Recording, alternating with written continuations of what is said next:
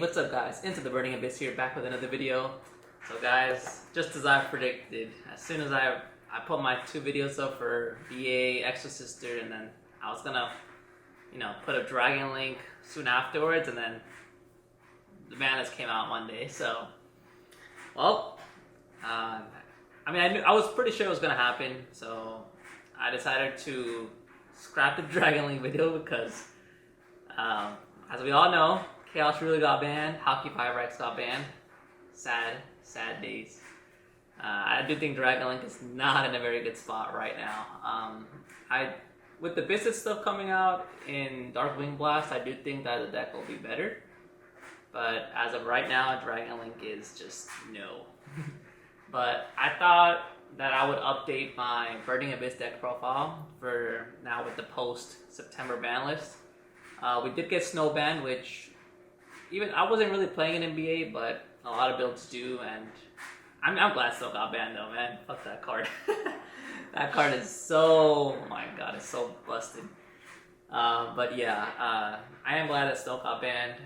I was not running it, and so it didn't really bother me, But yeah, Burning Abyss, I think, technically because Snow got banned, Burning Abyss got a little weaker, yes, but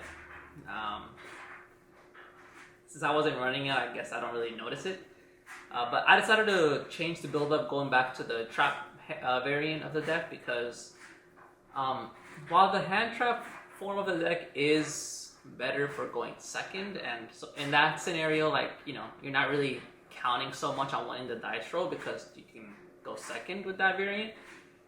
My issue with the hand trap variant is that while it is okay for breaking boards, because you can use your hand traps to make your opponent have a suboptimal board, and you can use a few of the I was running Droplet, so you can use Droplet to break a board as well. And then you can use Zeus to break a board, like hand traps for suboptimal board, and then go into Zeus to finish breaking the board. The problem is that I don't feel like, even if you make a 4 material Zeus, you're gonna have to use one board wipe to clear the board on your turn.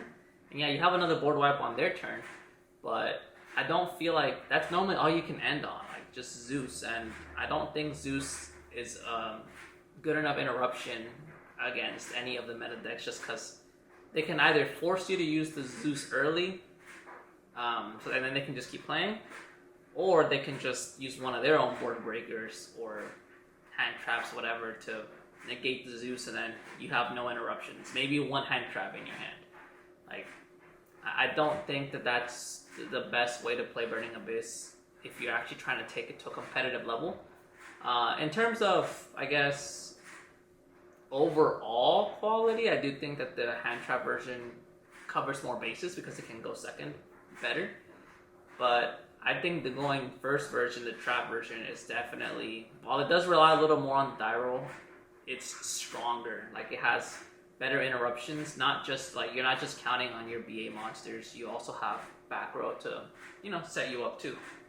So I do feel like this version is stronger. It just doesn't compensate for the going first and second aspect as well.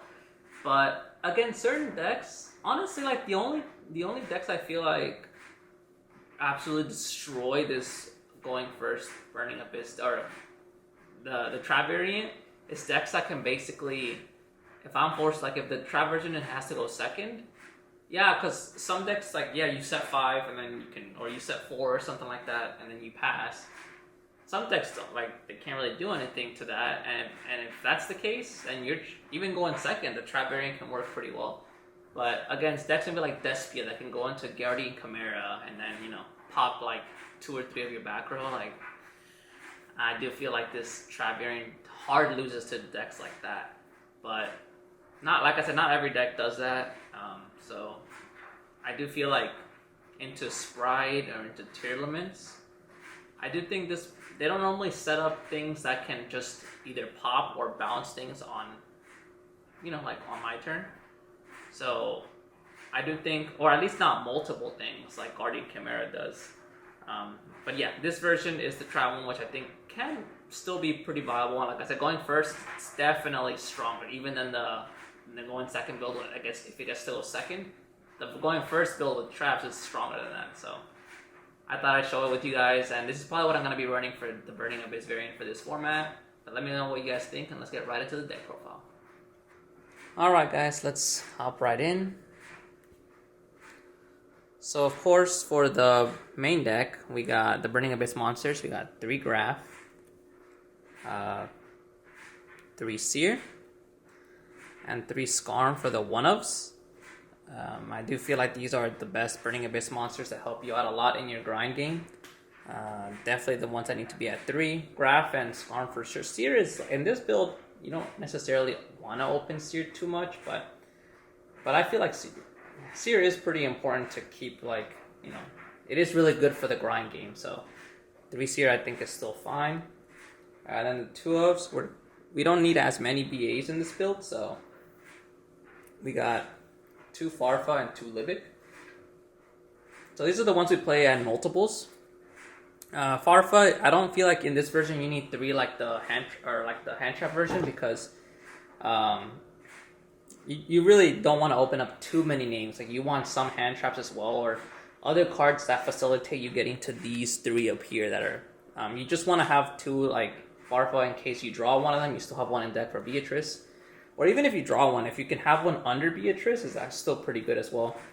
And then the 2 Libic, just because normally I would just play 1 in this version, but I do feel like Libic is pretty important for OTKs. So if you draw one, you want to have another one in deck, you know, for like, it's the combo with Tour Guide, summon Libic. If you have Seer in hand, Cherubini, bring out Seer with the Libic, and then you can dump Graph, special another one like Skarm, and then you can, you know, keep linking up from there. So these are the multiples. Honestly, I think this has worked out okay so far. And yeah, that's it for those. And then just the 1-ofs, we got 1 Alec, 1 Calcab, and 1 Barbar. These just have different utilities that you can use, but mostly there for different names, honestly. Alec, of course, negate, Calcab bounces, spell or trap, and then Barbar for time, like burn damage. These are the most useful, but I don't think you need multiples of them. Yeah. So we cut back 2 BAs compared to the, like, we're not running 3 Farfa, and we're not running 2 Alec anymore. But I did replace them with a card that I think is more important in this trap build, which is the 3 Rhino Warrior and 1 Tour Guide. So in the trap version, I do feel like Rhino Warrior is really good, because we don't really rely on him too much for the whole, you know, normal Rhino and then bring out another BA, which it does fall prey to Veiler and Imperm, which we don't like that. But I feel like in this version, this is like one of your best discard cards with your traps. So, because it's basically any BA name plus Backjack, so it just has so much utility. And it makes it so that you basically have 6 copies of Graph in the deck. Like, you're almost guaranteed to, you know, open up Graph. But the thing is, in this version, we can afford to play it, because even if this is like our only play with in terms of BAs, like 1 Rhino and then a BA, and let's say we get Imperm or Imperm or Veilard, then we still have traps to fall back on, you know, to actually keep us in the game. In the hand trap version, if you have this and you get Imperm Veilard on the Rhino, you're pretty much done. Like, I feel like trap cards are just more impactful. And then 1 Tour Guide, just because I'm trying to keep the deck at 40. And Tour Guide, of course, it's really good in the follow-up for turn 3, but I don't think she is as good, like, you know.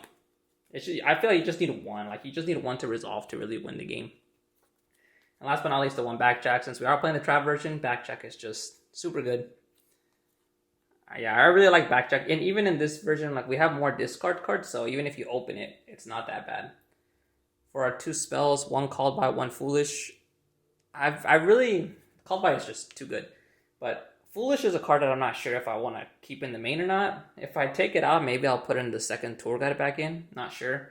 Or I'll do 1 more of a certain trap card. But yeah, just Foolish it's definitely in the hand trap version where you have more names. I do feel like Foolish is mandatory. But in this version, like, I don't know. I feel like if you just replace it with another name or something, it's fine. or another trap card. It's like, traps have a lot of impact. So yeah, I'm not sure. I'll have to test it out and see. But Called By is definitely a must. So those are the only 2 spells I play in the deck.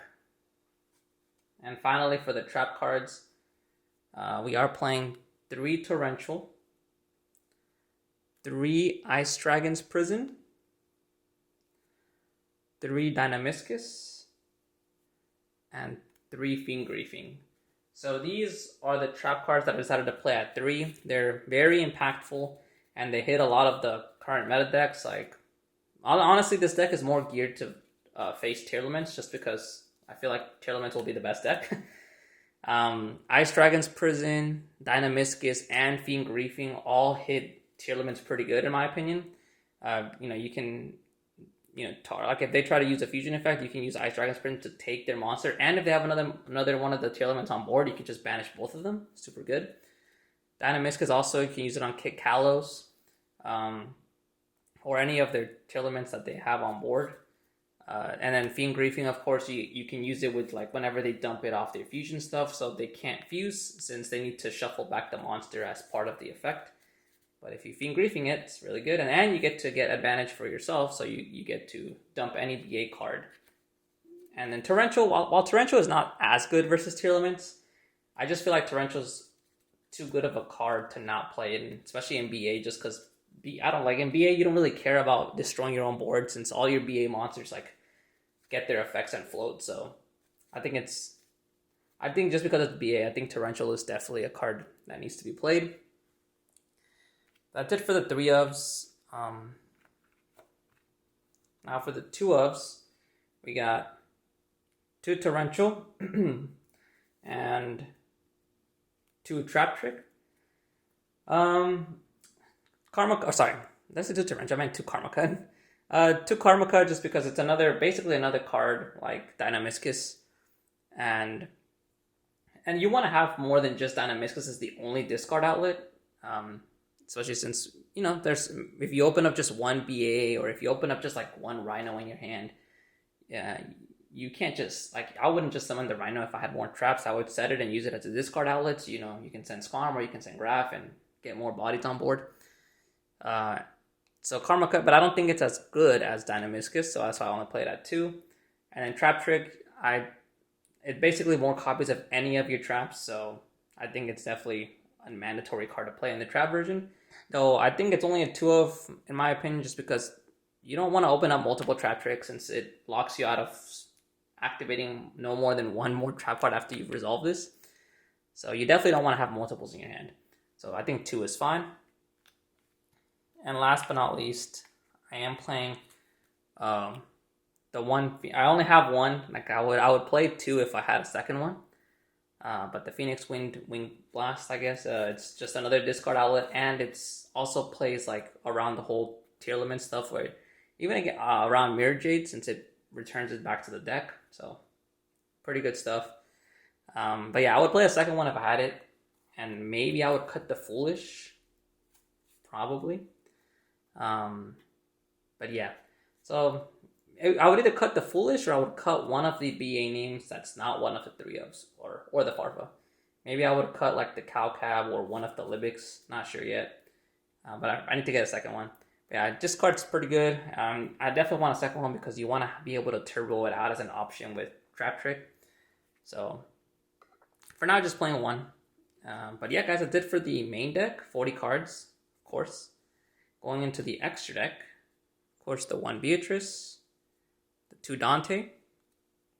I decided to play the Stone Darius for my other level 3.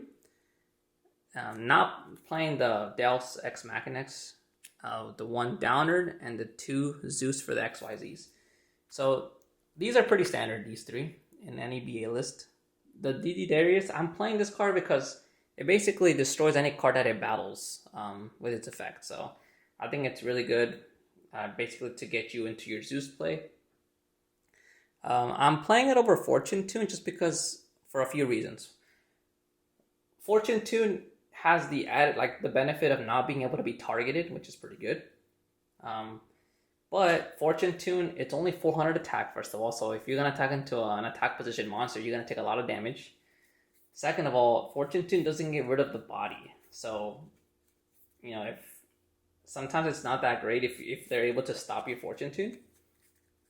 So I think that's not very good. But it's hard to say which one's the better one. But this one, DDD Darius, while it can be targeted, which kind of sucks, this card can battle any monster and destroy it with its effect.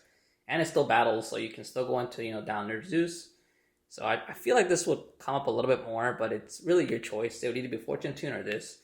The 1 Downer and the 2 Zeus, I had upped it to 2 Downer for a bit, but I'm trying to make space. And also, in this variant, from the testing I've been doing, the 2nd Downer actually doesn't come up that much. So I decided to cut it down to 1 so I could make space for another card. That's it for the XYZs. Going into the links, we got 2 Link 4s, the Avermax and the Access Code Talker. Again, I think this is pretty standard. Well, not pretty standard. Maybe not the Avermax, but the Access Code is pretty standard. Avermax, I'm still keeping it from my last list. I do think, like I said, while the Goddess has the utility of being able to out basically any body, I do feel like once the Goddess is on the field, if you can't end the game, it doesn't do much. And the negate, the special summoning from the grave, it's not that great, honestly. And people can play around the whole thing. Like, yeah, it's hard to out her because she has to be targeted, but I don't think that's too hard to play around. She's only 3,000 attack, which a lot of monsters are either the same or higher in attack than she is. So it's hard to say. I think Avermax just has a little more utility because Avermax can't be targeted, and if you make him with IP, he can't be destroyed, and he basically can't be run over by battle 1 time. So I think it's harder to out this card, even though it has like no interruption or anything. I do think this card is harder to out, and it can basically run over anything. So pretty good card. Now for the Link 3, just the 1 Unicorn, paired with a IP. In this build, I do think these 2 cards are more important because in the going second build with the hand traps, you actually go more into like Cherubini and stuff to force out your opponent's plays. But in this version, when you're going first, IP is definitely one of your main go-to cards with Beatrice. So, and then of course Unicorn, you make it with IP, so pretty good. And then for the other 2 Link 2s, we got 1 Cherubini and 1 Dark. Again, pretty standard, helps you link climb. Cherubini is really good to link climbing. So is Dark, so I do think they're necessary. And then Dark helps you with follow-up. And then Cherubini being a Burning Abyss is another monster you can bring back with Seer, so that's pretty cool.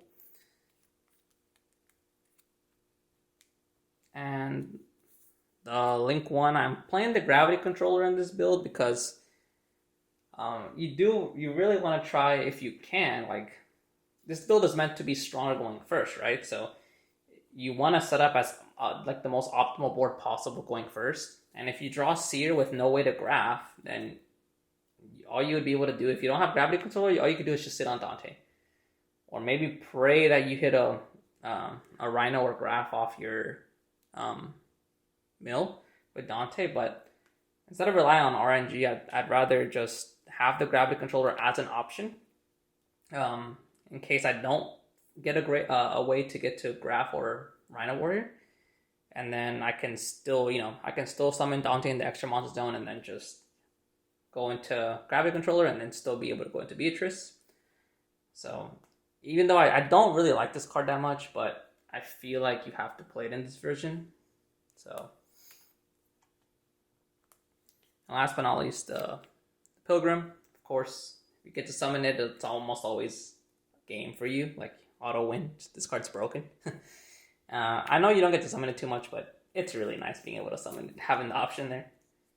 So that's it for the extra deck. Now going into the side deck, I actually want to show it off for this deck now. I worked on it earlier today. We got 2 monsters, I guess these 2 monsters first, the Pangertops and the Aerial. Pangertops, just for going second, helps you, you don't have to, it doesn't conflict with VA that much because you can just summon it and then force your opponent's interruptions or something. So pretty good. the aerial, because going first, this card, like into tier limits, I think is really good. Just dump it off Beatrice. You get to banish 3 cards from their graveyard. That's so good. And then for the only hand trap we play in this deck, it's in the side, 3 Shifter. Since we play a lot of traps, I do feel like Shifter is actually a little more viable in this version, because if you go second, you can Shifter them so they can't really set up anything. And then on your turn, yeah, you're still under Shifter, but you really just have to either go into Dante or you set back row, or a combination of that. Like you go into Dante, set multiple back row, and then just, that's it. And you're already set up now. So Shifter is just a way to getting your opponent to not be able to play so you can set up your own board. Because you have traps, I feel like Shifter is fine. In the pure like hand trap build and all that, I think it's a little less optimal just because that you don't have traps to fall back on. So, but in this version, I think it's pretty good. For the back row hate, we got 3 Cosmic Cyclone and 1 Harpy's Feather Duster. I know in BA you could play like Twin Twister and hit more back row. It's just that I feel like a lot of the back row right now, you really want to banish it. Like all the tier limit stuff, you want to banish the trap cards. And then also like Eldritch, you want to banish their golden land cards so they can't keep recurring themselves. And then Feather Duster, of course, just wiping out the whole back row of a back row deck, it always feels really good. So definitely want some back row hate. Now more removal / back row hate, playing 3 evenly matched. This card, of course, yeah, it uses your battle phase, but the fact that it banishes everything is just really good. Really good into tier limits, really good into like Eldritch. Pretty good into, if you can resolve it, into Sprite, so pretty good as well. It's honestly pretty good into any deck if you can resolve it. And the last card, the going first card, besides Ariel, Solemn Judgment. Of course, when you're going first, game 2 or 3, you want to be able to protect your back row since people are most likely going to side back row hate into you. So 3 Judgment is what I decided to play. Plus, it also negates summons and all that stuff, other spell and traps, so it has a lot of utility. But yeah, I think that's it for the whole deck. I mean, I think this build has, even though it has no hand traps, I do think that it has potential. Especially going first, it's really strong. So yeah, guys, let me know what you guys think in the comments. Leave a like, comment, subscribe if you enjoyed, and I will see you guys in the next video. Peace out.